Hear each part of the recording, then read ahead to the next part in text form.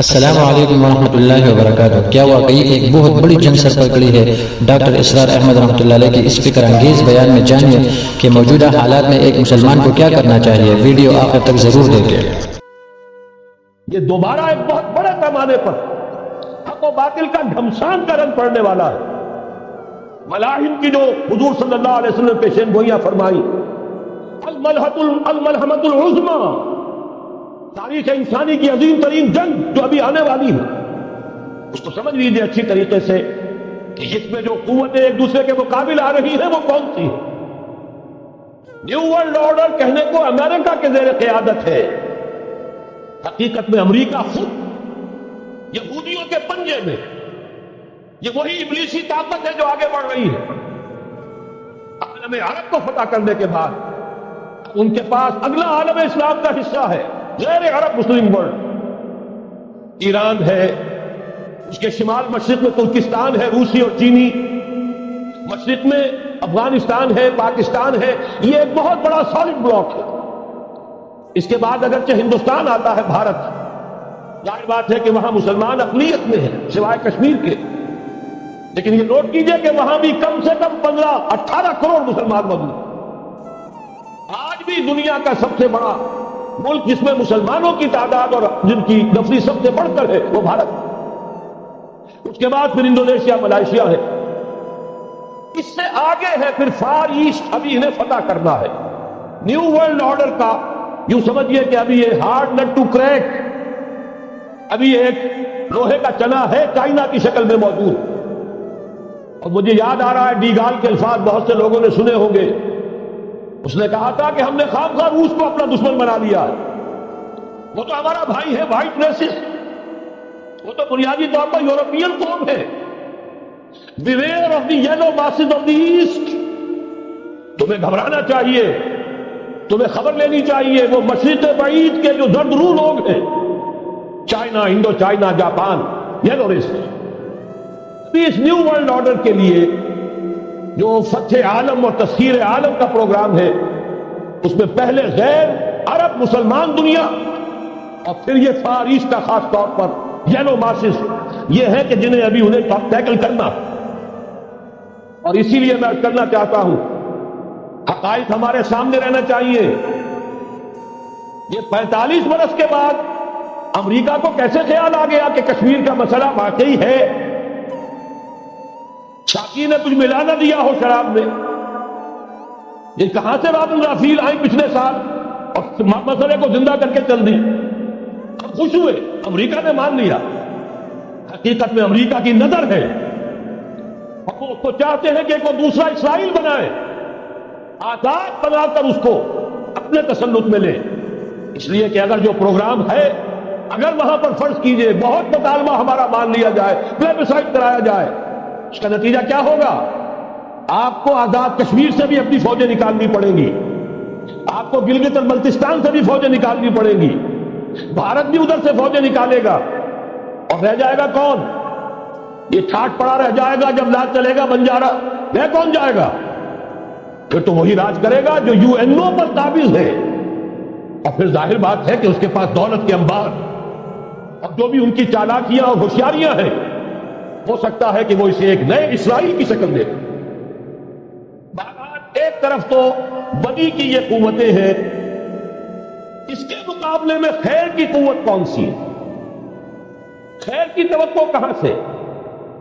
اس سے پہلے کہ میں اس موضوع پر آؤں، اب میں آپ کے سامنے وہ نوید خلافت جو میری آج کی گفتگو کا عنوان ہے، اگرچہ کنٹراسٹ بہت بڑا ہے، حالات اتنے خراب، خیر کی کوئی امید نہیں، کہیں سے کوئی اچھی خبر نہیں آتی۔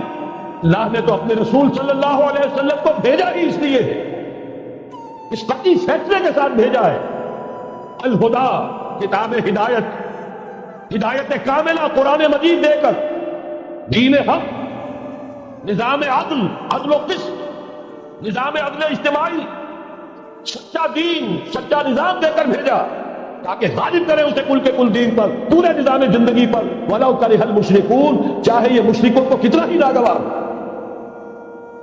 اسی لیے کہا تھا اقبال نے، وقت فرصت ہے کہاں، کام ابھی باقی ہے، نور توحید کا اتمام ابھی باقی۔ مرضی پر کل عالم انسانیت پر اللہ کا دین غالب ہو کر رہے. اس کی پھر نوید جو اور سورہ نور میں آئی ہے، اگر آپ کے پاس یہ ہے موجود 4 ورقہ نکال لیجئے، متن کو دیکھیے. خلافت کا وعدہ حدیث مبارک ہے حضرت نعمان بن بشیر، یہ آیت جو ہے یہ سورہ نور کی ہے. وعد اللہ الذین آمنوا منکم وعملوا الصالحات، مسلمانوں تم میں سے جو لوگ ایمان اور عمل صالح کا حق ادا کر دیں گے، دعا کیجئے اللہم ربنا اجعلنا منہم، اللہ ہمیں اس کی توفیق دے، اللہم وفقنا لہذا، اللہ ہمیں اس کی توفیق عطا فرما. لیکن اگر تم یہ کر دو گے تو اللہ کے 3 وعدے ہیں. لَيَسْتَخْلِفَنَّهُمْ فِي الْأَرْضِ كَمَا اسْتَخْلَفَ الَّذِينَ مِنْ قَبْلِهِمْ، انہیں زمین میں خلافت عطا کرے گا لازماً، جیسے کہ ان سے پہلوں کو عطا کی تھی. یاد کر لیجئے وہ آیت سورہ صاد کی، یا داؤد انا جعلناک خلیفۃ فی الارض، جیسے حضرت داؤد حضرت سلیمان کو خلافت اور حکومت عطا کی، ایسے ہی مسلمانوں تمہیں عطا کرے. وَلَيُمَكِّنَنَّ لَهُمْ دِينَهُمُ الَّذِي ارْتَضَىٰ لَهُمْ، اور ان کا وہ دین اسلام جو اللہ نے ان کے لیے پسند کر لیا ہے اسے تمکن غلبہ عطا کرے. وَلَيُبَدِّلَنَّهُمْ مِن بَعْدِ خَوْفِهِمْ أَمْنًا، وہ بدل دے گا خوف کی حالت کو امن کی حالت سے. یہ 3 وعدے اصل میں ایک ہی ہے. مسلمانوں کو خلافت عطا ہو جائے، ظاہر بات ہے دین کا غلبہ ہوگا. دین کا غلبہ ہو گیا، مسلمانوں کی حکومت ہو گئی، مسلمانوں کے لیے کوئی اندیشہ نہیں، خوف نہیں. اب نوٹ کیجئے تاریخی اعتبار سے جو اب وہ خیر کی بات چلنی شروع ہوئی، یہ آیت نازل ہوئی ہے سن 5 کے اواخر میں یا سن 6 کے شروع میں. چونکہ صحابہ کرام دونوں شرطیں پوری کر چکے غزوہ احزاب میں، اپنے صبر اور مصابرت، اپنی استقامت، اپنی قربانی، اس کا پورا ثبوت دے چکے. جبکہ وہ رجلیہ یہ شعر پڑھ رہے تھے، نحن الذین بایعوا محمدا علی الجہاد ما بقینا ابدا، ہم وہ لوگ ہیں جنہوں نے محمد سے صلی اللہ علیہ وسلم جہاد کی بیعت کی ہے، اب یہ جاری رہے گا جب تک جان میں جان. لہذا شرطیں چونکہ پوری ہو چکی، لہذا اللہ کی طرف سے اس کی جزا، اس کا بدلہ، وعدہ شروع ہو گیا پورا ہونا. سن 6 میں صلح حدیبیہ ہو گئی، انا فتحنا لک فتحا مبینا. سن 7 میں خیبر فتح ہو گیا، 8 میں مکہ فتح ہو گیا، 9 میں پورے عرب کی صفائی کر دی گئی، موپنگ اپ آپریشن. فَإِذَا انْسَلَخَ الْأَشْهُرُ الْحُرُمُ فَاقْتُلُوا الْمُشْرِكِينَ حَيْثُ وَجَدتُّمُوهُمْ. گویا کہ پورے جزیرہ نما عرب پر وہ نظام قائم ہو گیا، اللہ کی حکومت اور اس کے نیک بندوں کی خلافت. اس کے بعد کل 24 برس میں یہ نظام کہاں سے کہاں پہنچا. ترکستان کے علاقے سے لے کر اور شمالی افریقہ کا اکثر و بیشتر علاقہ شامل، یہاں اب اللہ کا نور جگمگا رہا ہے، توحید کا ڈنکا بج رہا ہے. البتہ جیسا کہ میں عرض کر چکا ہوں، پھر وہ یہودی سازش، آپس کا اختلاف، خانہ جنگی قدم رک گئے. نہ صرف یہ کہ قدم رک گئے، حادثہ اس سے بھی بڑا ہوا، زوال شروع ہو گیا. یہ جو اس کے بعد سے آج تک ہماری تاریخ ہے 1400 برس کی، اس کے لیے ایک حدیث ہے جو اس کتاب کے 4 صفحے پر درج ہے. کہ اگر آپ کو نہیں بھی ملا ہے تو جاتے ہوئے لے کے جائیے گا، یہ ہمارا ہدیہ ہے. اس لیے کہ جو مایوس کن حالات ہیں جن سے ہم دو چار ہیں، ان میں ہمارا حال یہ ہے کہ سمجھنے دے مجھے اے نا امیدی کیا قیامت ہے، کہ دامان خیال یار چھوٹا جائے ہے مجھ سے، امید کا دامن ہاتھ سے چھوٹ جاتا. کیسے حالات سیدھے ہو جائیں گے، کیسے خلافت آ جائے گی. جیسے قرآن مجید میں تو تذکرہ ہے، جب پہلی مرتبہ یروشلم کو برباد کیا ہے نبوکدنضر نے، حضرت عزیر جب آئے ہیں وہاں دیکھا شہر کو، کوئی متنفس نہیں، کوئی 2 اینٹ سلامت نہیں. ان کی زبان سے الفاظ نکل گئے، انا یحیی ھذہ اللہ بعد موتھا، یہ بستی جو ایسے ویران ہو گئی اللہ اسے کیسے دوبارہ زندہ کرے گا. سورہ بقرہ میں واقعہ مذکور ہے، میں صرف حوالہ دے رہا. آج وہی حال ہمیں نظر آ رہا ہے.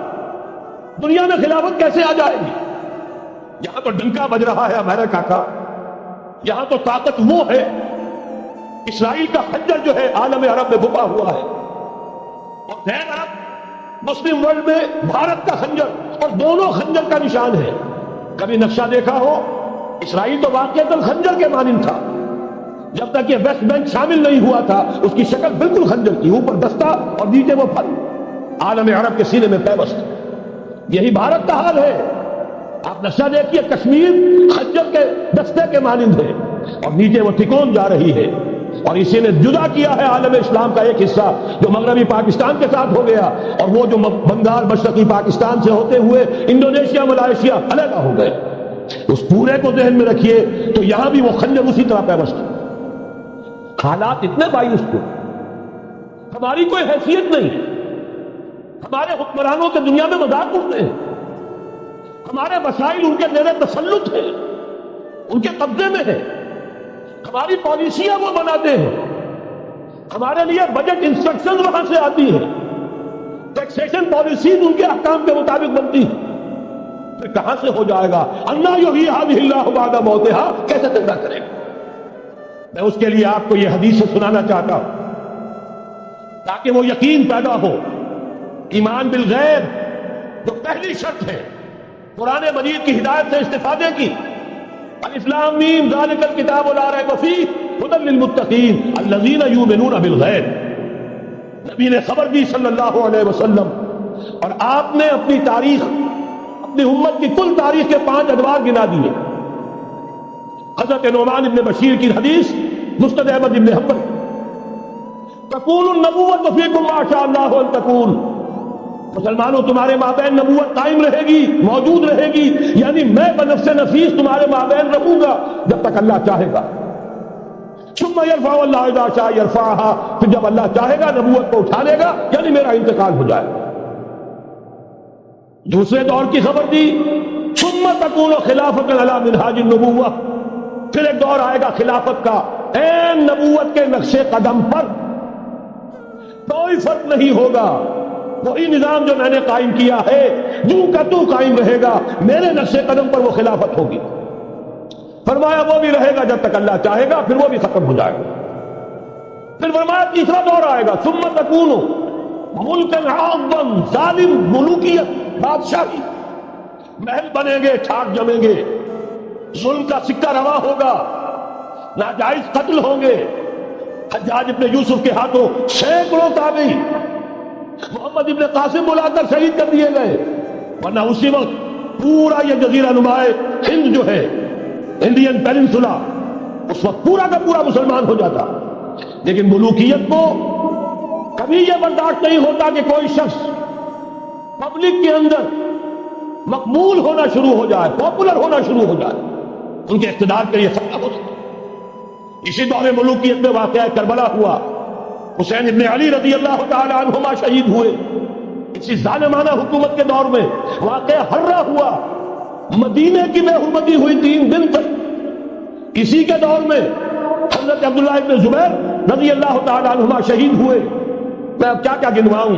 حضور نے جب فرمایا ثم تکون ملکا عاظما، کاٹ کھانے والی ملوکیت، یہ اسی کی شرح۔ فرمایا یہ دور بھی رہے گا جب تک اللہ چاہے گا، پھر جب اللہ چاہے گا اسے بھی اٹھا دے گا۔ پھر چوتھا دور آئے گا، ثم تکون ملکا جبریا، پھر بادشاہی ہوگی غلامی کے ساتھ۔ میں نہیں کہہ سکتا اس وقت صحابہ نے اس کا مطلب کیا سمجھا ہوگا، اب کیونکہ یہ دور ہمارے سامنے سے گزر چکا ہے، بلکہ ایک اعتبار سے ہم اسی دور میں سانس لے رہے ہیں، لہذا بات سمجھ میں آ رہی ہے کہ وہ ملوکیت چاہے ظالم تھی، بادشاہ مسلمان تو تھے، کلمہ گو تو تھے، ان میں بہت اچھے اچھے بھی ہوئے ہیں۔ تاریخ انسانی میں مسلمانوں کے جیسے عمدہ مثالیں ہیں عمدہ بادشاہوں کی، شاید تاریخ کے اندر کوئی اور مثالیں پیش نہ کی جا سکتی۔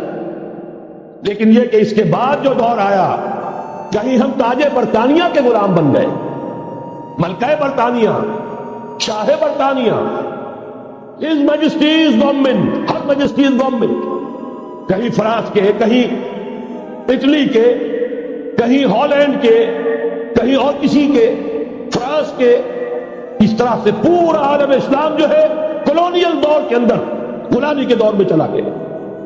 یہ چوتھا دور تھا، لیکن یہاں تھوڑا سا توقف کر لیجئے، یہ چوتھا دور ایک درجے میں ختم ہو گیا ہے، کہتے ہیں دنیا والے کولونیل دور ختم ہو گیا، حقیقت میں ختم نہیں ہوا، براہ راست حکمرانی ختم ہوئی ہے، انڈائریکٹ رول جاری ہے، ریموٹ کنٹرول کے ذریعے سے وہی حکومت کر رہے ہیں، بٹن وہی سے دبتے ہیں، ہم جا کر جھولیاں انہی کے سامنے پسارتے ہیں، انہی سے کبھی سرمایہ کاری کی بھیک مانگتے ہیں، کبھی قرضوں کی بھیک مانگتے ہیں، ان کے چشم و ابرو کے اشاروں کے منتظر رہتے ہیں، ہماری جنگ اور صلح ان کے تابع ہے، ہمارے تمام وسائل ان کے تسلط میں ہیں۔ وہ دور ابھی ختم نہیں ہوا، فرق صرف یہ ہے پہلے براہ راست حاکم تھے، آج بالواسطہ حاکم۔ لیکن حضور نے فرمایا صلی اللہ علیہ وسلم یہ دور بھی ختم ہو کر رہے گا۔ جو سمجھیے جیسے کراچی میں لانڈی کورنگی میں کئی نمبر آتے ہیں بسوں میں، Karachi Landhi number 1، Landhi number 2، Landhi number 3، پھر کہیں 3.5 بھی ہوتا ہے۔ آج ہم بیچ میں کھڑے ہیں اس چوتھے دور کے کہ حضور کے قول کے مطابق ملکن جبرین، یا دور ابھی جاری ہے، نصف ختم ہو گیا ہے، نصف ابھی باقی۔ لیکن ایک بات تو بڑی تلخ ہے، ابھی بقیہ نصف میں بڑی قیامتیں گزرنے والی ہیں، اسی بقیہ نصف میں وہ معرکہ پیش آنے والا ہے، اسی میں وہ ملاحم ہوں گے، اسی میں وہ الملحمۃ العظمیٰ ہوگی، اسی میں دجال اکبر کا ظہور ہوگا، اس میں ہمارے اوپر تکالیف اور مصائب ابھی اور اس کے سائے گہرے ہوں گے، اور کچھ روز سزاؤں سے لہو برسے گا، اور غمناک یہ تاریک اندھیرے ہوں گے، لیکن اس کے بعد فرمان نبوت پوری شان کے ساتھ ظاہر ہوگا۔ ثم تکون خلافت علی منہاج النبوہ، پھر دور آئے گا خلافت علی منہاج النبوہ کا، دوبارہ وہی دور، میں نہیں وہ نظام جو محمد رسول اللہ نے قائم فرمایا صلی اللہ علیہ وسلم، دنیا میں دوبارہ قائم ہو کر رہے گا۔ میرے کئی دوستوں نے کہا ہو کر رہے گا، میں یقین کے ساتھ کہتا ہوں ہو کر رہے گا، صرف یہ کہ ہم یہ نہیں کہہ سکتے ابھی اس میں کتنی دیر ہے۔ جیسے قرآن مجید میں کئی جگہ حضور سے کہلوایا گیا، نبی کہہ دیجئے ان ادری اقریب ام بعید ما توعدون، لوگوں جو وعدہ تم سے کیا جا رہا ہے یہ تو میں نہیں کہہ سکتا وہ جلدی پورا ہوگا یا دیر میں، ہوگا ضرور پورا۔ ان اللہ لا یخلف المیعاد، اللہ تعالیٰ اپنے وعدے کی خلاف ورزی نہیں کرتا۔ تو محمد الرسول اللہ صلی اللہ علیہ وسلم کی دی ہوئی نوید، دوبارہ خلافت علی منہاج النبوہ کا نظام قائم ہوگا، اور اس میں اب ذرا نور علی نور، جو حدیثیں اسی کتابچے میں شامل ہیں، پھر عرض کر رہا ہوں یہ آپ کو مل جائے گا اگر نہیں ہے اس وقت، اور میں چاہتا ہوں آپ ان کے متن یاد کریں، ان حدیثوں کے مبلغ بن جائیں، ان آیات کو حفظ جان بنائیں، تاکہ مایوسی کا مداوع ہو سکے، ہمتیں جو پست ہو رہی ہیں ان میں دوبارہ عزم جمع پیدا ہو سکے۔ اس لیے ہم نے بڑی تعداد میں اسے شائع کیا ہے، 100 کے پیکٹس کے اندر آپ کو یہ مل سکے گا اگر آپ لینا چاہیں، عام کریں، پھیلائیں۔ پہلی حدیث ہے مسلم شریف کی، صحیحین میں سے ایک، سند کے اعتبار سے بلند ترین درجہ، حضرت ثوبان اس کے راوی ہے رضی اللہ تعالی عنہ، بڑے پیارے الفاظ ہیں محمد الرسول اللہ صلی اللہ علیہ وسلم کے، فرماتے ہیں ان اللہ زوالی الارض، اللہ نے میرے لیے پوری زمین کو سکیڑ دیا، لپیٹ دیا، فرائے تو مشارقہا و مغاربہا، میں نے اس کے سارے مشرق دیکھ لیے، سارے مغرب دیکھ لیے، وَإِنَّ أُمَّتِي سَيَبْلُغُ مُلْكُهَا مَا زُوِيَ لِي مِنْهَا، اور یقین رکھو میری امت کی حکومت ان تمام علاقوں پر قائم ہو کر رہے گی جو مجھے اس طرح زمین کو سکیڑ کر اور لپیٹ کر دکھا دیے ہیں۔ اب جس شخص کو بھی محمد کی رسالت پر ایمان ہے صلی اللہ علیہ وسلم، اسے کوئی شک نہیں ہو سکتا۔ دوسری روایت حضرت مقداد سے، یہ مسند احمد ابن حنبل کی روایت، حضرت مقداد رضی اللہ تعالیٰ عنہ فرماتے ہیں حضور نے ارشاد فرمایا لا يبقى على ظهر الارض بیت مدر ولا وبر الا ادخله اللہ کلمۃ الاسلام، اس روئے ارضی پر کوئی گھر نہیں بچے گا، نہ اینٹ گارے کا بنا ہوا نہ کمبلوں کا بنا ہوا خیمہ رہے گا جس میں اللہ تعالیٰ کلمہ اسلام کو داخل نہ کر دے۔ کل روئے ارضی پر ہر گھر میں اسلام داخل ہوگا۔ لیکن اس میں بڑی اہم بات ہے، ہمارے بعض دانشور آج جو گمراہیاں پھیلا رہے ہیں اس کا توڑ اس حدیث میں ہے، اور ہمیں صدمہ ہے علامہ اقبال کا فرزند، اور وہ اس مغالطوں کو عام کر رہا ہے۔ اور بھی چھٹ بھئیے دانشور تھے، ان کی بات کی کوئی اہمیت نہیں تھی، لیکن اب وہی بات کہی ہے ڈاکٹر جاوید اقبال نے۔ اس حدیث میں اس کا توڑ ہے۔ اسلام کا غلبہ ہوگا تو کیسے ہوگا؟ بعز عزیز وذل ذلیل، یا تو کسی عزت والے کے اعزاز کے ساتھ ہوگا، اور یا کسی کمزور کی مغلوبیت کی بنیاد پر ہوگا۔ اما یعزہم اللہ، یا تو اللہ گھر والوں کو، خیمے والوں کو اعزاز عطا فرمائے گا، فیکونون من اہلہا، وہ اسلام ہی کے کلمے کو قبول کر لیں گے۔ وَإِمَّا يُذِلُّهُمْ، یا اللہ انہیں مغلوب کر دے گا، فَيَدِينُونَ لَهَا، اور ان کے لیے لازم ہوگا کہ وہ اسلام کی تابعداری اختیار کریں۔ یہی دو راستے ہیں، یہی سورہ توبہ میں بتایا گیا تھا۔ ان یہودیوں سے، ان نصارہ سے مسلمانوں جنگ جاری رکھو، حتیٰ یؤتوا الجزیۃ عن ید وہم صاغرون، یہاں تک کہ اپنے ہاتھ سے جزیہ پیش کریں، چھوٹے بنے، اسلام کی بالادستی کو قبول کریں۔ میثاق مدینہ یہ تو اصل میں جد و جہد کے دوران کا ایک مرحلہ ہے۔ دوران میں تو کبھی صورتحال بدلتی ہے، تدبیریں ہوتی ہیں، صلح بھی ہوتی ہے، جنگ بھی ہوتی ہے۔ آخری فیصلہ قرآن کا کیا ہے؟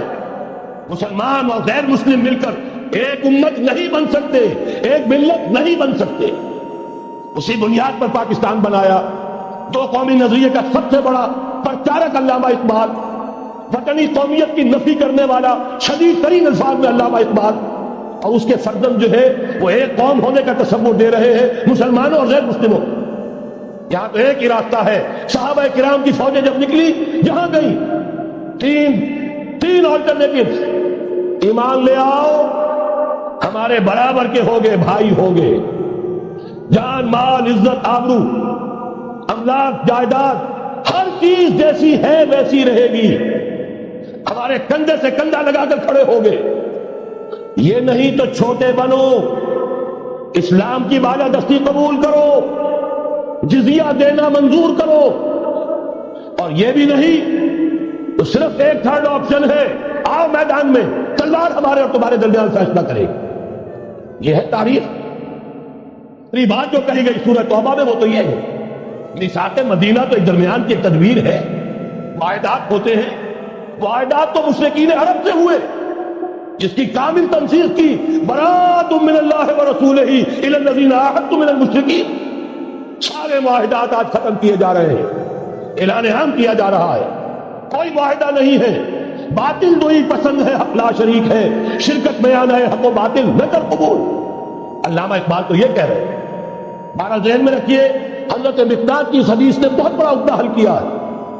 اسی لیے جب حضور سے یہ الفاظ سنے حضرت مقداد نے تو کہتے ہیں فقلت، میں نے اپنے دل میں یہ کہا، وَيَكُونَ الدِّينُ كُلُّهُ لِلَّهِ، یہ جو سورہ انفال میں الفاظ آئے ہیں، دین پورا کا پورا اللہ کے لیے ہو جائے گا، یہ تبھی ہوگا جبکہ کل روئے ارضی پر کوئی گھر نہ بچے، کوئی خیمہ نہ رہے جو یا تو اس کے گھر والے اور خیمے والے اسلام لے آئے یا اسلام کی تابعداری قبول کر دیں، تب کے لیے تیار ہو، تب ہوگا۔ اسی کو اقبال نے کہا تھا جواب شکوہ میں، وقت فرصت ہے کہاں، کام ابھی باقی ہے، نور توحید کا اتمام ابھی باقی۔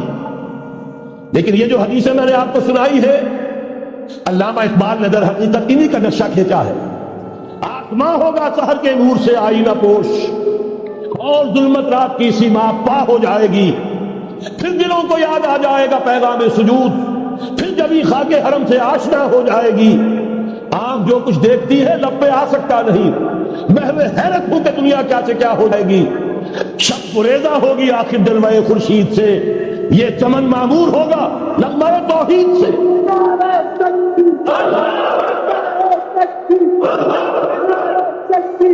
میں نے اس پر جو عنوان قائم کیا ہے، کل جہاں معمور ہوگا نغمہ توحید سے، یہ پورا کا پورا عالم کرۂ ارضی جگمگا اٹھے گا۔ اشرقت الارض بنور ربہا، وہ نور رب کا جب اطمینان ہوگا پوری یہ زمین اس سے چمک اٹھے گی۔ یہ ہے وہ پیشین گوئیاں۔ اب میں آپ کو بتانا چاہتا ہوں کہاں سے ہوگا۔ موٹی سی بات یہ ہے، پہلے خلافت علی منہاج النبوہ کا نظام قائم ہوا، تشکل روئے ارضی پر ایک دم نہیں ہو گیا. ایک ملک جزیرہ نما عرب محمد الرسول اللہ صلی اللہ علیہ وسلم والذین معہ رضی اللہ تعالی عنہم اجمعین، ان کی جد و جہد، ایثار، قربانی، اس کے نتیجے میں جزیرہ نما عرب وہاں یہ نظام قائم ہو گیا. پھر پھیلا، پھر توسیع ہوئی. 3 لشکر نکلے تھے، مشرق، مغرب، شمال. شمال میں اوشیائے کوچک ترکی کا علاقہ، مشرق میں خراسان تک، مشرق میں یہ ماوراء النہر تک، مغرب میں بحر اوقیانوس تک. دشت و دشت ہیں، دریا بھی نہ چھوڑے ہم نے، بحر ظلمات میں دوڑا دیے گھوڑے ہم نے. اب بھی یہی ہوگا، کسی ایک جگہ سے ہوگا. یہ میں اب آپ کو بتانا چاہتا ہوں کہاں سے ہوگا. پہلے اس کے جو شواہد ہیں وہ سمجھ لیجئے، پھر حدیثیں میں سامنے لاؤں گا. میں نے عرض کیا تھا کہ مغرب سے یہ سیلاب نیو ورلڈ آرڈر کا چلا، جو کہ در حقیقت یہودیوں کا مالیاتی نظام ہے. اس مالیاتی شکنجے میں انہوں نے یورپ، امریکہ کو جکڑا ہوا. اس کے بعد ان کی فتوحات کا دائرہ عالم عرب ان کے شکنجے میں آ چکا. ابھی آپ نے خبریں پڑھی ہوں گی، اب تو ہزاروں فنڈامنٹل سعودی عرب میں گرفتار ہو رہے ہیں، علماء گرفتار ہو رہے ہیں. یہ ساری حکومتیں جو امریکہ کے ایجنٹوں پر مشتمل ہیں، در حقیقت یہی سب سے پہلے اپنے ہاں کے جو مسلمان ہیں، جنہیں یہ کہتے ہیں کہ یہ فنڈامنٹلسٹ ہیں، سب سے پہلے تشدد ان کی طرف سے ہوگا. بہرحال اب اس سے آگے ہے عالم اسلام کا وہ حصہ جس میں میں اور آپ بھی ہیں. یہ غیر عرب عالم اسلام، ایران سے شروع ہو کر پھر افغانستان، جو حضور کے زمانے میں خراسان کہلاتا تھا. یہ پورا افغانستان، کچھ تھوڑا سا حصہ ایران کا، کچھ تھوڑا سا حصہ دوسری ترکستان کا، کچھ حصہ پاکستان کا، یہ سب حضور کے زمانے میں خراسان کہلاتا تھا. اس کے ضمن میں جان لیجئے اب یہ نیوکلیس بننے والا ہے. یہاں سے خلافت کا آغاز ہو کر رہے گا. اس کے شواہد کیا ہیں؟ پہلی بات نوٹ کیجئے، ختم نبوت کے بعد سارا سلسلہ مجددین کا ہے رحمہم اللہ. 1000 برس تک سارے مجدد عالم عرب میں پیدا ہوئے. 11ویں صدی سے یہ صنم خانہ ہند، مجددین کی آماجگاہ، مجدد الف ثانی رحمت اللہ علیہ، 11ویں صدی ہجری یا الف ثانی، اسی کے دوسرا 1000 سال وہیں سے شروع ہوا. کہاں کے رہنے والے تھے؟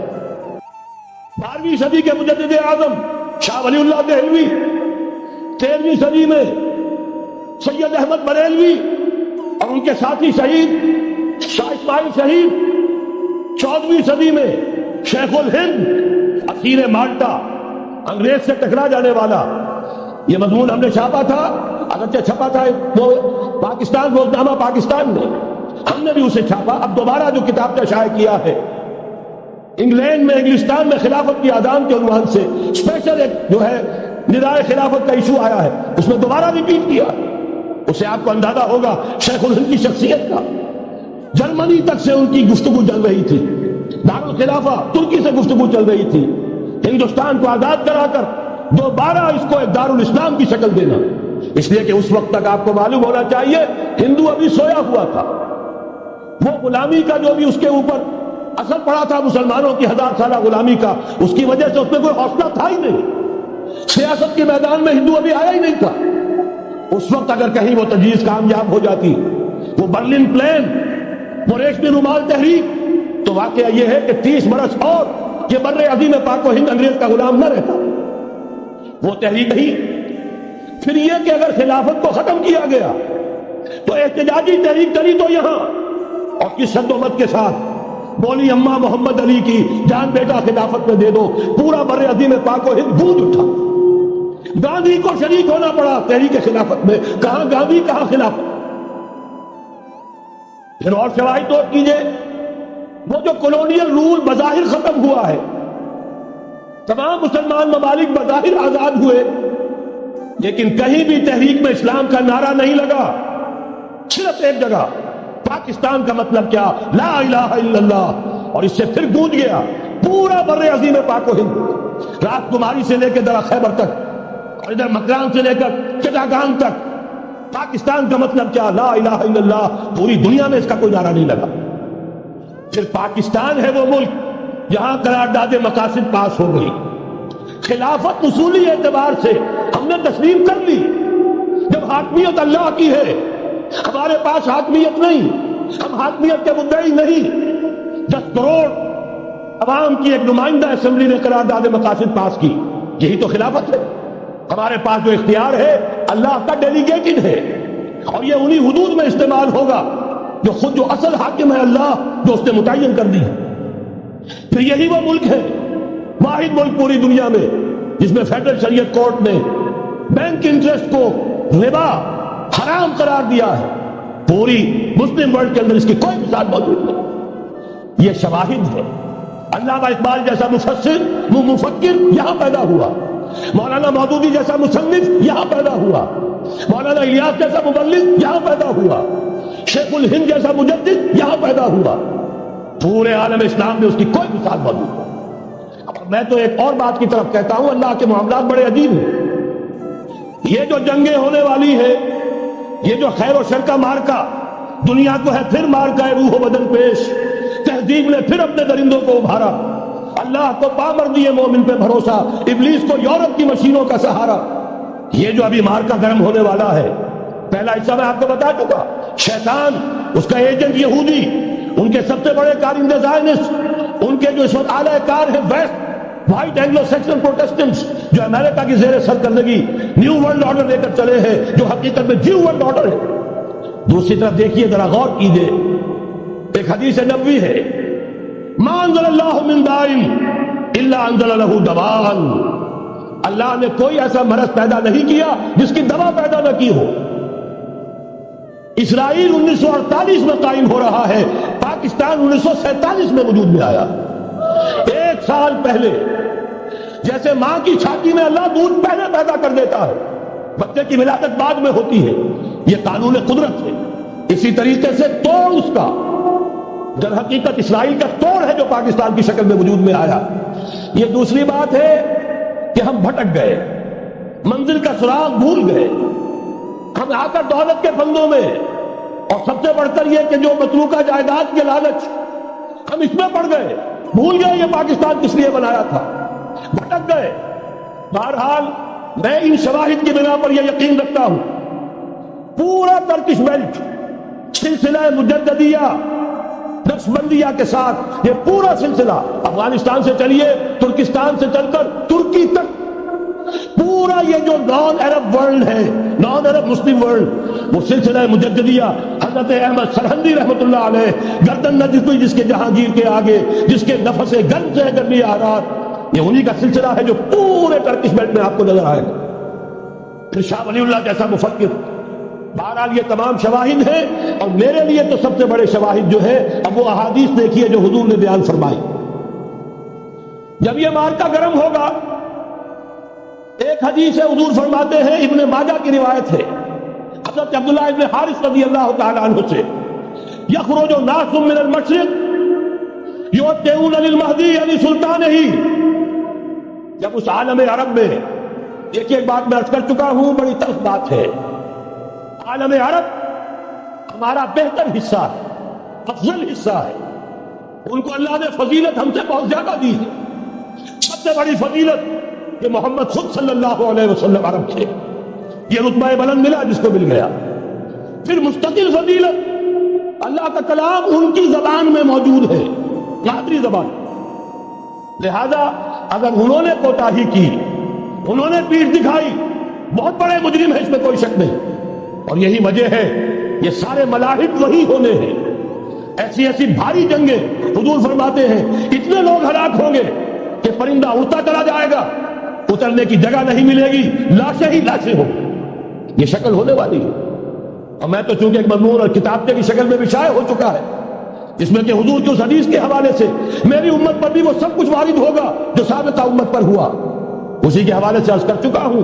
اگر اس صدی میں ہولوکاسٹ میں 60 لاکھ یہودی مارا گیا ہے، تو اسی کا دوبارہ چربا جو ہے امت مسلمہ پر بھی آنے والا، لیکن اس کے بعد پھر ان کے لیے فوجیں جائیں گی مشرق سے، وہاں جو امام ہوں گے، جو بھی ان کو لیڈ کر رہے ہوں گے، حضرت مہدی۔ یہ تصور ذہن میں رکھیے، ہمارے مابین اور عیسائیوں کے مابین حضرت مسیح کی ذات مشترک اگرچہ ان کا یہ عقیدہ ہے کہ وہ سولی دیے گئے فوت ہو گئے، معاذ اللہ ثم معاذ اللہ، پھر زندہ ہو کر آسمان پر گئے، پھر آئیں گے. ہم کہتے ہیں نہیں، وہ سولی دیے ہی نہیں گئے، وہ زندہ آسمان پر اٹھائے گئے، واپس آئیں گے. گویا کہ بہت حد تک اشتراک ہے، لیکن ایک اختلاف بھی ہے. اسی طرح حضرت مہدی کے بارے میں شیعہ اور سنی تصورات میں اتفاق بھی ہے، اختلاف بھی. یقیناً امت مسلمہ، امت عرب، مجھے تو اقبال کا وہ شعر یاد آتا ہے، خون اسرائیل آ جاتا ہے آخر جوش میں، توڑ دیتا ہے کوئی موسیٰ طلسم سامری. تو کیا خون اسماعیل جوش میں نہیں آئے گا؟ حضرت اسماعیل کی نسل میں حضور، اور حضور کی صاحبزادی حضرت فاطمہ رضی اللہ تعالی عنہا، حضور نے فرمایا میری اس بیٹی کی نسل میں اللہ تعالیٰ ایک شخص کو اٹھائے گا جو اس وقت مسلمانوں کی قیادت کرے گا. یہ چیز ہمارے اور اہل تشیع کے مابین مشترک. فرق یہ ہے وہ سمجھتے ہیں کہ ان کے 12ویں امام کہ جو آج سے 1200 برس قبل روپوش ہو گئے تھے وہ ظاہر ہوں گے. ہمارے نزدیک نہیں، وہ پیدا ہوں گے، نومولود ہوں گے، عام انسانوں کی طرح آئیں گے، وہ ہوں گے نسل فاطمہ میں سے رضی اللہ تعالی عنہا، اور وہ اس وقت عربوں کی قیادت کریں. خون اسماعیل آ جائے گا آخر جوش میں، اور کوئی حضرت مہدی وہ آئیں گے اور اٹھیں گے اور قیادت کریں گے، دجال سے مقابلہ کریں گے اور ملاحم کے اندر قیادت فرمائیں گے. لیکن ان کی مدد کے لیے مشرق سے فوجیں آئیں گی.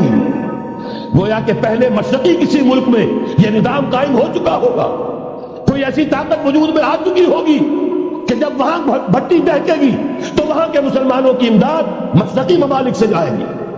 اور ایک دوسری حدیث میں، یہ تو ترمذی کی روایت ہے، کتب حدیث میں 3 نمبر پر کتاب یہی، صحیح بخاری، صحیح مسلم، پھر یہ جامع ترمذی. اس میں حضرت ابو ہریرہ سے روایت ہے، یخرج من خراسان رایات سود.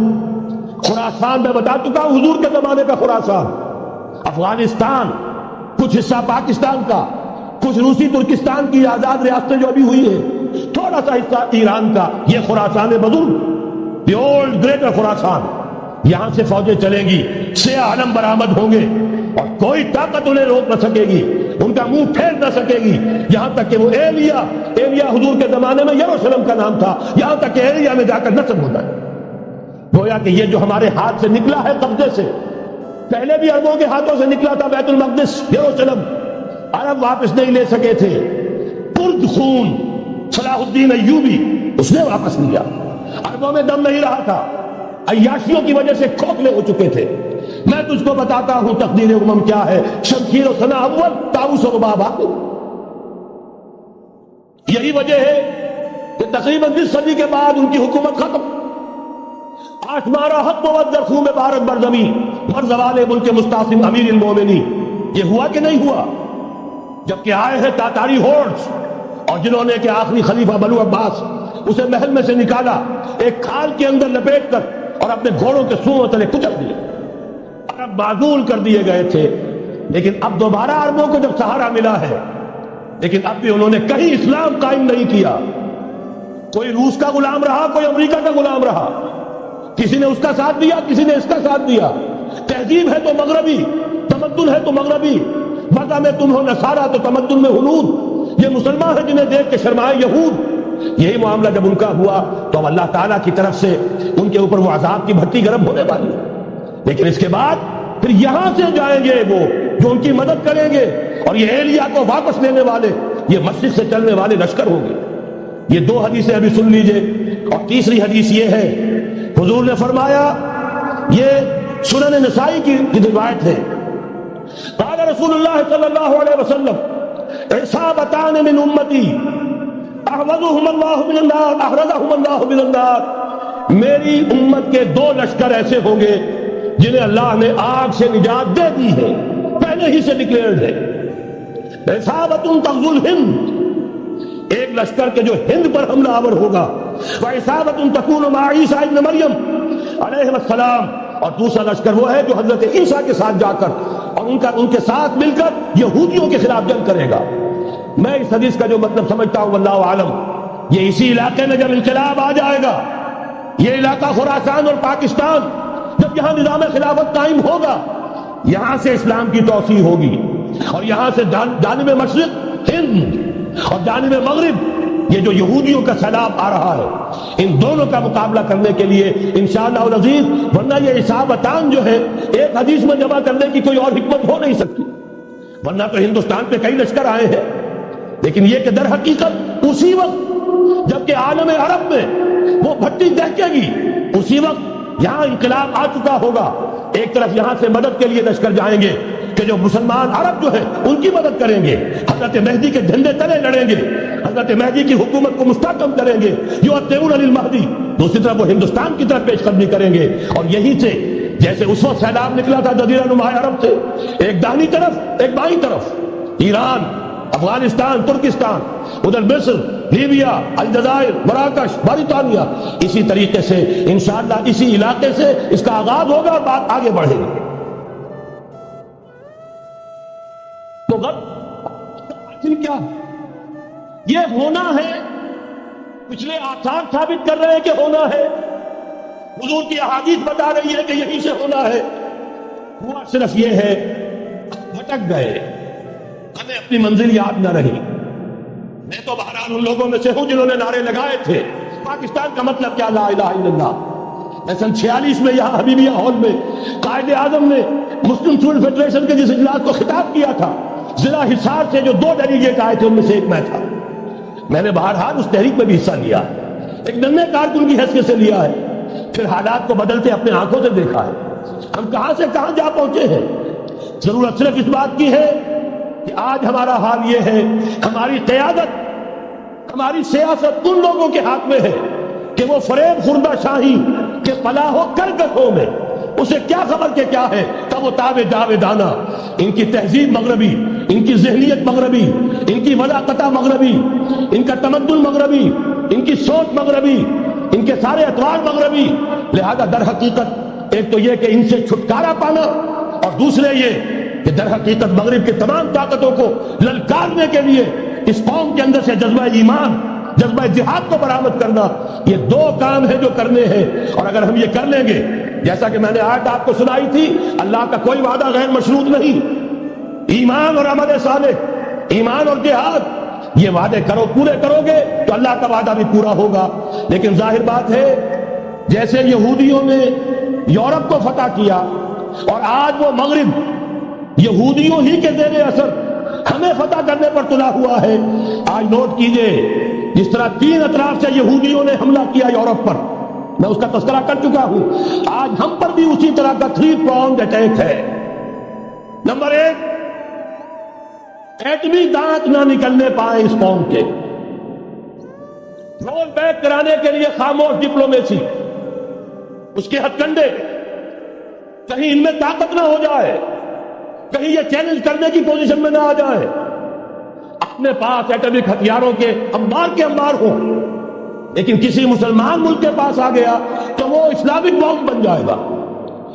اگر وہ اسرائیل کے پاس ہے کوئی حرج نہیں، لیکن پاکستان کے پاس کسی صورت میں ہتھیار نہیں ہونا چاہیے۔ کمزور رکھو، ہمارے دستے نگر رہے، ہماری ہی مرضی پر، ہمارے چشم ابرو کے اشارے پر حرکت کرے۔ نمبر 2، اباحیت، بے حیائی، عریانی، فحاشی، اس کا سیلاب اور سب سے بڑھ کر خاندانی نظام کو برباد کرنے کے لیے یہ بہبود آبادی کا پروگرام، اور دیکھیے جادو وہ جو سر چڑھ کر بولے، مسلمانوں کے ہاتھوں کرا رہے ہیں۔ قاہرہ میں کانفرنس کرائی ہے ایک مسلمان ملک میں، اور یہ کہ اس کو آرگنائز کرنے والی ایک پاکستانی مسلمان عورت۔ یہ ہے در حقیقت کہ وہ لوگ اگر کرنا بھی چاہتے ہیں تو اس کا الزام بھی براہ راست اپنے اوپر نہیں، بلکہ یہ کہ خود کوئی مسلمان ہو جو یہ کام کرے۔ اب جو سیلاب آئے گا جس کے لیے مدد بھی دی جا رہی ہے، اس سے ہمارے سارے بندے حیا ٹوٹ کر رہ جائیں گے، خاندانی نظام درم برم ہو کر رہ جائے گا۔ جو ابھی تک اللہ کا شکر ہے کہ ہمارے ملک کے اندر انٹیکٹ ہے کچھ اوپر کا طبقہ جو بالکل ہی مغربی تہذیب میں رگا گیا ہے، ورنہ ہمارے ہاں خاندان کا نظام ابھی انٹیکٹ ہے۔ لیکن یہ کہ یہ سیلاب بھی بڑی شدت سے آ رہا ہے، یہ چیزیں بیک وقت کیوں ہو رہی ہیں؟ اور تیسرا اور سب سے زیادہ سٹل وار، سب سے زیادہ یوں سمجھیے کہ جو لطیف، جو کہ ایک طرح کا احسان جتایا جا رہا ہے، ڈالروں کی اب یلغار۔ اب یہاں پر امریکی سرمایہ تو ڈالر چاہے مشرق سے آئے چاہے مغرب سے آئے، وہ یہودیوں کا اعلی کار ہے۔ آپ نے اگر $1 نوٹ کا اگر کبھی نقشہ دیکھا ہو، اس کے اوپر جو سگنیا بنا ہوا ہے، جو نشان ہے، وہ کیا ہے؟ پیرامڈ، احرام مصر۔ یہ کن کے لیے اہمیت رکھتے ہیں؟ ہزارہا یہودیوں کا خون اور ان کی ہڈیاں ان پیرامڈز کے تلے دبی ہوئی۔ جب یہ احرام بنائے گئے تھے، یہ یہودی وہاں غلامی کے دور میں تھے، بیگار ان سے لی جا رہی تھی، بڑے بڑے پتھر جب گرتے تھے تو پسنے والے یہودی ہوتے تھے۔ یہ ان کی اپنی جیسے ہولوکاسٹ، جیسے انہوں نے اس کو اپنا سمبل بنایا ہوا ہے، اسی طریقے سے پیرامڈ، مصر کا پیرامڈ، یہ گویا کہ ان کے اس زوال کا ایک نشان ہے۔ اور اس پر ایک آنکھ بنی ہوئی ہے، ایک آنکھ، کانے دجال کی آنکھ، وہ دیکھ رہی ہے۔ عجیب ہے یہ سمبل۔ نیچے لکھا ہوا ہے نووس آرڈو سکلورم، اور یہ در حقیقت 1776 جو نیچے لکھا ہوا ہے وہ رومن حروف کے اندر یہ 1776 ہے، جو میں بتا چکا ہوں آرڈر آف الومناٹی بشاپ نے قائم کیا تھا۔ عام دنیا یہ سمجھتی ہے کہ شاید یہ امریکہ کا یوم آزادی ہے، سن آزادی ہے۔ 1 مئی اس آرڈر آف الومناٹی کی تاسیس 1 مئی کو ہوئی ہے۔ یہ 1 مئی جو منایا جاتا ہے، دھوکہ یہ دیا گیا ہے کہ یہ شکاگو کے جو مزدور ہیں ان کی یادگار ہے۔ حقیقت میں یہ 1 مئی اور 1776 آرڈر آف الومناٹی کی تاسیس کی تاریخ ہے۔ یہ تمام معاملات سمجھ لیجئے۔ ڈالر در حقیقت ہم نے ابھی تازہ ندائے خلافت میں نعیم صدیقی صاحب کی نظم شائع کی ہے، 45 برس بلکہ شاید اس سے بھی زیادہ عرصے کی پرانی نظم ہے جو ہم نے شائع کی ہے۔ ڈالر میرے اس دیش کو ناپاک نہ کرنا، اور میں تو انہیں داد دیتا ہوں۔ جو کچھ انہوں نے، شاعر کہتے ہیں اس کو جو صاحب شعور ہے، اس صاحب شعور نے جو مشاہدہ کیا ہے کہ ڈالر آئے گا تو کیا آئے گا ہمارے ہاں، اس کی پوری داستان اس تازہ ندائے خلافت میں ہم نے نہ معلوم کہاں سے اس کو کھول کر نکلوایا ہے۔ ہم ان کا احسان مانگتے ہیں کہ انہوں نے اپنی یہ پرانی نظم، اب ان کی جماعت تو سب بھول بھال گئی ان چیزوں کو، اسی لیے وہ اسے تج کر باہر بھی اب آ گئے۔ بہرحال ہمیں تو ان کی ایک ایک چیز جو ہے، مجھے تو وہ شعر آج کا اگر آپ نے جنگ کا میرا کالم پڑھا ہو، میری تو فکر کے اندر رٹ بس گیا ہے۔ پاکستان کے بارے میں جب کہا تھا، اے آندھیوں سنبھل کے چلو اس دیار میں، امید کے چراغ جلائے ہوئے ہیں ہم، ہماری امیدوں کے چراغ ہیں یہ، اسلام کا گہوارہ بننے والی ملک ہے یہ، اس کو ہم نے قائم کیا تھا اسلام کے لیے۔ یہ آندھیاں نہ چلے، اس ملک کو ہم نے اسلام کے چراغ جو ہے ہم نے اس میں روشن کیے ہوئے ہیں۔ اے آندھیوں سنبھل کے چلو اس دیار میں، امید کے چراغ جلائے ہوئے ہیں ہم۔ بہرحال یہ تیسرا سیلاب ہے، ننگی سرمایہ داری، جس کی پھر لعنتیں ہوتی ہیں۔ ایک طرف فقر، ایک طرف احتیاج، ایک طرف بھوک، ایک طرف دولت کے انبار۔ پہلے بھی ہمارے ہاں فرق کم نہیں ہے، لیکن اب جو ہوگا، اگر یہ بات پوری ہو گئی تو وہ ننگی سرمایہ داری، اور سرمایہ داری ہی در حقیقت یہود کا سب سے بڑا ہتھ کنڈا ہے۔ یہ بینکنگ کا نظام، یہ سارا کا سارا سودی نظام، یہ IMF، یہ ورلڈ بینک، یہی تو ان کے سب سے بڑے ادارے ہیں۔ تو واقعہ یہ ہے کہ 3 طرف سے ہم پر حملہ ہو رہا ہے۔ اور یہ سود کے بارے میں کیا کہا تھا اقبال نے؟ ادربا آخر چمی زائد فتن، اس سود کے ام الخبائث کے پیٹ سے سوائے فتنوں کے اور کیا برآمد ہو سکتا ہے؟ کس نہ داند لذت قرض حسن، کسی کو قرض حسنہ کی لذت یاد نہیں رہی، بغیر سود کے قرض دو۔ تمہارے پاس فاضل رکھا ہوا ہے، کسی بھائی کو دو کہ وہ اپنی معاشی گاڑی کا پہیہ چلا لے، پھر اصل واپس لے لینا۔ اگر اتنی ہمت نہیں ہے کہ ان تصدقوا فهو خیر لکم، صدقہ ہی کر دو تو سب سے اچھا ہے، دے ہی ڈالو اپنا فاضل سرمایہ۔ یسألونک ماذا ينفقون قل العفو، مت رکھو اپنے پاس، یہ گندگی ہے۔ لیکن اگر بڑے ہی کم ہمت ہو تو کم سے کم قرض حسنہ دو، اپنی اصل رقم واپس لینا۔ کس نہ دانت قرضت لذت قرض حسن، اضربا جاں تیرا دل چوں خشت و سنگ، اس لیے کہ سود کے ذریعے سے انسان کے اندر تاریکی پھیل جاتی ہے، دل جو ہے اینٹ کے مانند، پتھر کے مانند سخت ہو جاتا ہے، کٹھور۔ ثم قست قلوبکم فہی کالحجارۃ او اشد قسوہ، آدمی درندہ بے دندان و چنگ، اور انسان بغیر اس کے کہ بھیڑیوں والے دانت ہوں اور بھیڑیوں والے پنجے، بھیڑیا بن جاتا ہے۔ بہرحال اب کرنے کا کام کیا ہے اس کو سمجھیے۔ اس پوری صورتحال کا میں نے آپ کے سامنے نقشہ پیش کر دیا۔ ایک طرف مغرب سے نیو ورلڈ آرڈر، جو نیو ورلڈ آرڈر ہے، اس وقت کی سپریم پاور آن ارتھ، امریکہ کی سرپرستی میں بڑی تیزی کے ساتھ حملہ آور ہے۔ دوسری طرف وَمَكَرُوا وَمَكَرَ اللَّهُ وَاللَّهُ خَيْرُ الْمَاكِرِينَ. اللہ کو پامر دیے مومن پہ بھروسہ، ابلیس کو یورپ کی مشینوں کا سہارا. اللہ تعالیٰ نے اسرائیل کا توڑ پاکستان قائم کیا. اگر یہ بیان آپ کے لیے مفید رہا، ویڈیو کو لائک کریں، اپنے عزیزوں کے ساتھ ضرور شیئر کریں، اور ایسے ہی ایمان افروز بیانات سننے کے لیے ہمارے چینل کو سبسکرائب کر کے بیل آئیکن ضرور دبائیں.